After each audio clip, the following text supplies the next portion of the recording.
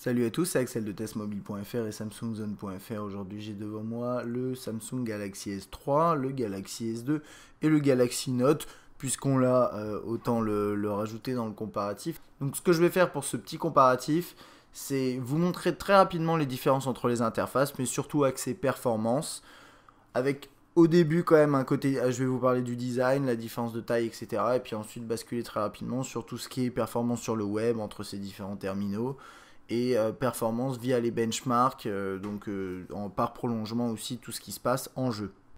Alors on va commencer très rapidement par le design, donc bien sûr là avec le Note à côté, il est bien sûr plus grand avec son écran 5.3 pouces, sur le Galaxy S2 on a un 4.3 pouces et sur le Galaxy S3 on a du 4.8 pouces. Au niveau de l'épaisseur, en fait ces deux-là sont quasiment similaires. Le S2 c'est du 8.5 mm et sur le S3 c'est 8.6, et puis bien sûr sur le Galaxy Note il est un peu plus épais avec 9.7 mm, donc ça c'est un peu normal aussi vu la taille de la bête, et du coup on va peut-être plus s'attarder sur ces deux là puisque le Note est vraiment hors norme. Donc on voit bien que le S3 est plus long, ça c'est normal aussi puisqu'on a un écran bien plus grand, 4.3 pouces contre 4.8 sur le S3. Au niveau voilà, de l'épaisseur, c'est ce que je vous montrais. On va rapidement regarder un petit. Au niveau du design, il y a vraiment eu un changement radical. Donc là, on voit les différents capteurs, caméra pour la visio. En dessous, le bouton avec les petites touches sensibles. Donc là, on reste sur le même type de touches. Par contre, voilà, comme je disais dans mon test, le bouton physique ici, il est un petit peu mieux sur le S2 que sur le S3 d'après moi, puisqu'ici, il est pas assez grand. Bon, c'est un détail, mais c'est vrai que c'est un bouton qu'on utilise souvent. Là, bien sûr, sur la tranche, on a le bouton on-off, verrouiller, déverrouiller. Et sur le S3, on a ce côté chromé, en tout cas dans cette version blanche. Et puis le rendu est assez similaire dans la version bleue, au moins dans l'esprit. Le port USB, micro USB, le bouton de volume, c'est vraiment le même, plus ou moins le même positionnement. Là on a juste le jack qui est inversé. Et bien sûr dans les deux cas on peut enlever la coque arrière, et en parlant de coque arrière, voilà, on a un rendu vraiment différent. Donc sur le S2, quelque chose avec un léger relief qui fait un petit peu penser finalement à ce qu'on trouve sur le Note également, hein, pour le mettre à côté.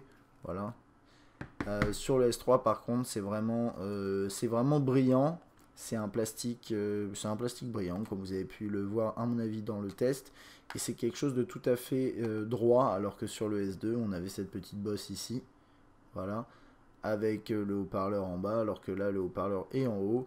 Et au niveau de l'appareil photo, voilà, c'est 8 mégapixels dans les deux cas avec le flash LED. Et ici le haut-parleur, et le haut-parleur qui est en bas. Au niveau du design, voilà, c'est une question de préférence. Là, si c'était vraiment pour avoir un petit aperçu, parce qu'il ne s'agit pas aujourd'hui de faire un réel comparatif entre les deux, vous n'allez pas choisir entre l'un ou l'autre, ça n'a pas vraiment de sens. Aujourd'hui, il serait plus pertinent de partir sur un S3, ou peut-être, pourquoi pas un Note si vous avez des besoins un petit peu différents. Et j'en profite pour rappeler qu'il y a eu également un comparatif entre le S3 et le One X qui a été fait. Ça vous permettra peut-être, regardez-le si vous hésitez entre ces deux terminaux. Donc on va passer maintenant à l'interface et aux performances en fonctionnement. Donc tous les trois tournent ici sous Android ICS, Ice Cream Sandwich, dans des versions légèrement différentes. On va aller regarder ça. Si j'arrive à les déverrouiller. Voilà.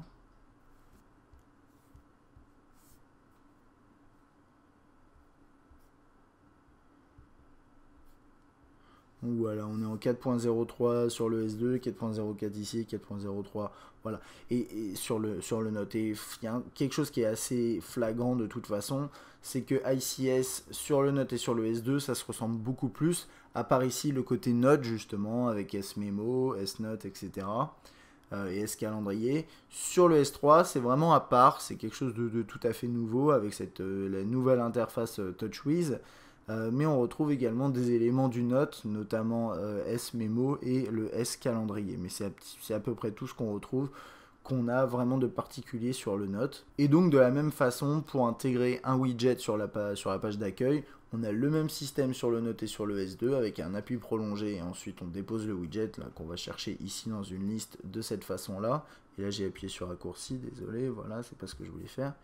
Sur le S3, on passe par le menu principal avec les aperçus comme ça, donc ça fait plus penser à ce qu'on trouve sur un Galaxy Nexus.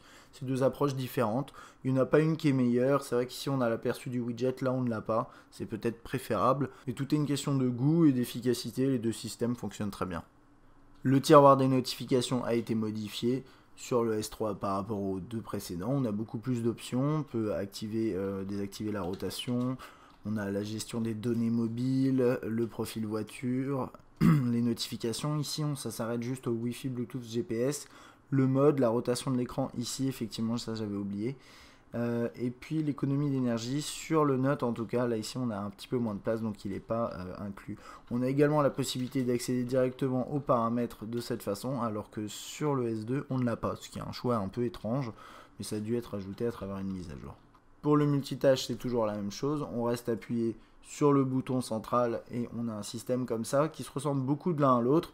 Ici, voilà, sur le S2, sur le Note, on a ce système avec le bouton gestion des tâches, voilà, de cette façon. Et on retrouve la même chose ici sur le S3, juste présenté différemment. Donc au final, ça change pas grand-chose. Et on a également la possibilité sur le S3 et qu'on n'a pas sur les autres de tout supprimer directement depuis ce menu là sans avoir à entrer dans le gestionnaire des tâches qui est plutôt pratique. Le clavier de composition de numéros qui a été modifié sur le S3 avec des touches un peu plus grosses qui est plutôt sympa. Sur le Note, on a ce système qui permet de basculer à une main, ça c'est une fonctionnalité qui a été rajoutée assez récemment à travers une mise à jour.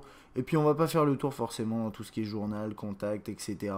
Puisque ça on l'a déjà vu lors du test. Ça se ressemble beaucoup et là sur le S3 c'est à peu près la même chose également. Et du coup on va pouvoir passer à la suite. Rapidement sur la saisie de texte, on a deux claviers qui se ressemblent pas mal sur le S2 et le S3. Finalement, c'est le même clavier qu'on va retrouver, qui a été légèrement amélioré au niveau de l'ergonomie, mais vous voyez bien, c'est à peu près la même chose. Sur le Note, on a ce système un peu particulier, encore une fois, à activer si vous avez envie de pouvoir taper à une main facilement sur sur un écran aussi grand. Et vu la taille de l'écran, Samsung a également intégré un rang tout en haut avec les chiffres, ce qui est assez pratique je trouve, mais c'est aussi adapté à la taille de l'écran. Ça on ne pourrait pas le retrouver sur un S2, éventuellement sur un S3, mais dans l'immédiat Samsung n'a pas souhaité l'ajouter. Encore une fois, comme c'est des terminaux Android, si vous n'aimez pas ce clavier là, vous pouvez toujours en télécharger d'autres, ça fonctionnera très très bien. Le menu principal qui se ressemble beaucoup sur le S2 et le Note, ce qui est tout à fait normal. Sur le S3 c'est légèrement différent, avec en haut un accès direct aux applications téléchargées et ici l'accès aux widgets, hein, comme on le voyait tout à l'heure. Vous avez bien sûr toujours ce système qui permet de modifier l'écran ici, avec la possibilité d'ajouter des dossiers ou des pages. Le fonctionnement est juste différent. Sur le S3, il faut rester appuyé sur une icône et l'envoyer vers le bas. Là, ici, on peut faire la même chose, mais on a tout qui est déjà affiché. C'est vraiment des systèmes différents, ils fonctionnent tous aussi bien. Et ça permet dans tous les cas de créer des dossiers et des nouvelles pages et de réorganiser ces icônes sur le menu principal. Et très rapidement, un petit aperçu du calendrier avant de passer à tout ce qui est web et performance pure. Comme je disais, voilà, sur le S3 et sur le Note, on retrouve le même calendrier qui s'appelle S-calendrier. Par contre, sur le S2, on a le calendrier de base, entre guillemets, dans TouchWiz, qui est tout à fait correct, hein, mais qui est vraiment différent, avec une interface peut-être un peu moins travaillée. Là, c'est vrai qu'on a des écrans de taille un peu plus grande. Du coup, on a la possibilité d'avoir ce système d'onglets sur le côté, ce genre de choses. Et c'est vrai qu'il est vraiment agréable à utiliser. Et ça, c'est quelque chose qu'on retrouve sur ces deux terminaux. Donc clairement, ici, on voit bien que Samsung a souhaité rajouter de nouveaux éléments. Il y a beaucoup de fonctionnalités qui ont été ajoutées. Vous l'avez vu, à mon avis, tout au long du test du S3. Mais en même temps, a souhaité reprendre des éléments du S2, hein, historiques, entre guillemets, et certains éléments qui fonctionnent bien sur le Note, comme le S-calendrier et S-Memo, que vous avez dû voir également lors du test ou dans sa dernière version sur le Note, dans ma présentation de la mise à jour Ice Cream Sandwich sur cet appareil. Alors sur le web, on retrouve ce navigateur Ice Cream Sandwich qui a été retravaillé et qu'on apprécie plutôt, avec des interfaces qui se ressemblent pas mal sur ces deux-là, hein, comme pour les précédentes fonctionnalités. Sur le S3, on a une interface légèrement modifiée avec les onglets accessibles ici mais qui s'affichent tout petit peu différemment sur l'écran précédent. Là ensuite quand vous y accédez, vous voyez ça se ressemble beaucoup, hein. Vous avez toujours ce mode incognito, la possibilité d'en ouvrir un nouveau, de gérer vos différents onglets. Donc ça fonctionne vraiment bien. Voilà. Donc on va retourner sur le site. Ensuite, voilà, vous pouvez changer, rajouter une URL, enfin changer l'URL. Là, accéder au RSS, vous avez l'option sur les trois. Il y a un petit élément normalement qu'on trouve en plus sur le S3 là qui s'affiche pas parce qu'on n'est pas sur une page propice à ça, mais c'est l'affichage uniquement du texte. Ça c'est plutôt sympathique, on le verra un peu après. Et au niveau de la fluidité, bah, c'est tout à fait normal, bien sûr, le S3 est beaucoup plus fluide. Ça vous avez vu, hein, dans le test et même dans le comparo avec le One X. Néanmoins, moi j'ai toujours trouvé que le Note était un terminal très fluide sur le web et avec son écran, son très grand écran, c'est très agréable au niveau du zoom, etc. Ça marche très bien. Le S2 est légèrement moins fluide, mais je trouve quand même qu'il s'en sort encore très bien.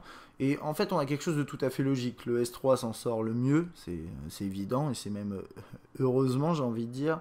On a ensuite, d'après moi, le Note qui est au-dessus, et puis ensuite le S2, mais qui reste aujourd'hui, même en 2012, un terminal bon sur le web, et notamment après sa mise à jour Ice Cream Sandwich. Donc là, j'ai chargé une page un petit peu plus lourde, c'est le test du S3 qui est assez long, avec beaucoup d'images.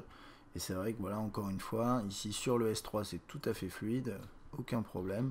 Sur le S2, légèrement moins, ça c'est certain, ça se sent, il y a un léger délai, mais ça reste très bon. Voilà, quand on zoome des zooms, c'est plutôt bien. C'est quand même plus fluide, bien sûr, sur le S3, il n'y a pas de doute. Et c'est un petit peu plus fluide que sur le S2, sur le Note, hein, c'est ce que je disais tout à l'heure. Et donc là, on voit bien au niveau de l'affichage. Oups, toc. Voilà, quand je suis pas en mode plein écran, on a un peu plus d'infos qui s'affichent ici sur le S3 parce que l'interface est gérée différemment. C'est une question de résolution également et de taille d'écran, surtout. Et ce qui est intéressant aussi de voir, c'est que voilà, avec ce type de zoom, on a le même nombre d'informations sur le S2 que sur le Note. Mais par contre, on a quand même un écran bien plus grand. Donc, par exemple, si vous voulez regarder une vidéo, c'est un peu plus confortable. Mais voilà, il n'y a pas grand chose à dire, hein. Niveau fluidité, c'est assez évident. Bien sûr, on a également voilà, ici le Flash Player qui s'affiche. Là, ici, il m'affiche ça comme ça. Je ne sais pas pourquoi, parce que les plugins sont activés. Et d'ailleurs, on va en profiter pour regarder rapidement dans les paramètres qui sont proposés un petit peu différemment. Ici, là, faut défiler sur le S3. Ici, un tout petit peu également. Là, il n'y a pas de possibilité de défiler parce qu'il y a moins d'options ou tout simplement l'écran propose un peu plus d'options directement. Voilà, et dans les paramètres, par contre, c'est exactement la même chose. Vous avez le laboratoire avec le mode plein écran, etc. Vous avez la gestion de la bande passante. Ce qui est intéressant, c'est dans les paramètres avancés. Vous avez toujours voilà, l'activation des plugins ici. Vous avez peut-être un petit peu plus de données. Ici, j'ai l'impression, sur le S3, d'options à régler. Mais ça, c'est pas vraiment une surprise. Mais sinon, ça reste vraiment très similaire. C'est juste que, comme je disais, en termes de fluidité, le S3 est au-dessus, mais on reste sur des expériences très correctes, notamment sur le Note avec son écran, son très grand écran. Ça, c'est vrai, ça reste toujours très agréable. Voilà. Donc, c'était le petit tour sur le web. Là, je viens juste de lancer le benchmark Antutu benchmark en version 2.8.2. On va voir lequel termine en premier et puis surtout jeter un œil au score une fois que ce sera terminé. Et donc là, le S3 a terminé en premier, suivi du Note. Donc sur le S3, on est à 12 000. Sur le Note, on est à moitié moins. On est à 5899, donc quasiment 6000 points. Sur le S2, globalement, voilà, c'est assez clair. On a des performances brutes, en tout cas d'après ce benchmark, 2 fois supérieures sur le S3 par rapport aux deux autres. Les deux autres se valent. C'est vrai que voilà, le S2 a mis un peu plus de temps à terminer. Il est resté bloqué plus ou moins sur une des dernières étapes. Mais bon, voilà, ça c'est un détail. Donc, au niveau du score et au niveau des performances brutes d'après ce bench, on est sur ce type de ratio. Voilà, le double sur le S3 et un Note et un S2 qui se valent à peu près, quoi. Avec quand même un score plus élevé sur le Note, ce qui est tout à fait logique. Deuxième petit benchmark, on va lancer Smart Bench 2012 sur les trois appareils. Alors sur celui-là, le S2 a terminé en premier. Bon, on va jeter un œil du coup au score. Alors, donc on est à 2498 sur le S2, on est à 3920 sur le S3 et ici à 2976 sur le Note. Et voilà, encore une fois, on a des performances d'après ces benches qui sont de cet ordre-là. Voilà, avec le S3 en premier, ce qui est tout à fait logique, hein, ce qui est normal. Ensuite, le Note et le S2. Malgré tout, je pense que par rapport à la moyenne aujourd'hui, enfin pas forcément en 2012, mais sur du haut de gamme de 2011, le S2, avec cette dernière mise à jour et l'optimisation qu'il y a eu, s'en sort plutôt bien avec son dual-core qui commence entre guillemets à dater. Mais je trouve que niveau performance, il est encore largement au niveau. Donc pour conclure très rapidement sur ce petit comparatif, S2, S3, Note, on a un résultat qui est tout à fait logique. Le S3 s'en sort bien mieux et c'est tout à fait normal, hein, comme je le dis, avec ses performances. De toute façon, c'est la nouvelle génération de smartphones haut de gamme. Derrière, on a le Note qui a un meilleur processeur, qui s'en sort également très très bien. Et je pense que le Note aujourd'hui est encore largement au niveau, et notamment avec son gros plus qui est son écran géant. Son côté Note avec le stylet, etc. Et d'après moi aujourd'hui, vous pouvez encore vous poser la question d'acheter un S3 ou un Note si vous avez des besoins différents, si vous avez besoin d'un écran vraiment plus grand, le système de Note qui peut vous intéresser. Et sachez que dans tous les cas, en performance web et en jeu également, le Note sera encore très très bon jusqu'à même l'année prochaine sans souci. Ensuite, après, il y a le S2 qui commence à vieillir un petit peu, mais qui, avec sa nouvelle mise à jour ICS et quelques petites optimisations de la part de Samsung, a réussi à rester un terminal encore pas forcément compétitif, voilà, par rapport au segment haut de gamme, mais très très bon par rapport à tout ce qui est moyenne gamme Android en 2012 avec son dual-core. Il est encore très très bon. Donc voilà. Vous posez pas la question est-ce que j'achète un S2 ou un S3, c'est pas ça la question. Clairement aujourd'hui, si vous avez le budget d'acheter un S3, allez pour le S3 si vous hésitez entre ces deux, enfin entre le S2 et le S3. Par contre, entre le Note et le S3, il y a des questions à se poser. Est-ce que vous préférez plus de puissance, plus de fonctionnalités aussi, parce que c'est vrai qu'avec le S3 on a plus de fonctionnalités, ou est-ce que vous avez besoin d'un écran plus grand, le côté Note un peu plus marqué avec le stylet? Ça c'est un choix à faire. Voilà. Donc ça c'était pour ma petite vidéo de comparaison. Si vous avez des questions, n'hésitez pas à les poser comme d'habitude, hein, sur Test Mobile, sur Samsung Zone ou sur YouTube. À bientôt.